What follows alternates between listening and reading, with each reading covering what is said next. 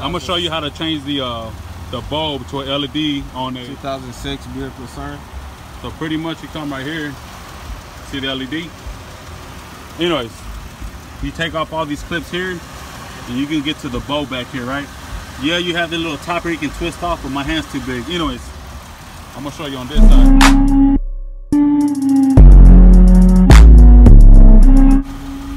So I already took off these little clips.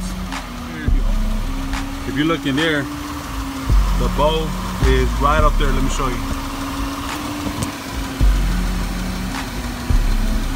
Right there. So I already kind of took it off. Just twist it off, take it off, and put on the LED. Right here. Just unclip it, take it off, and install your LED.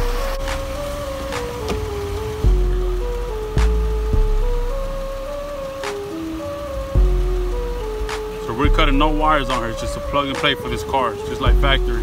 And that's it. We'll plug that bad boy in there. Put the bulb back in there, and that's it. It's really that easy.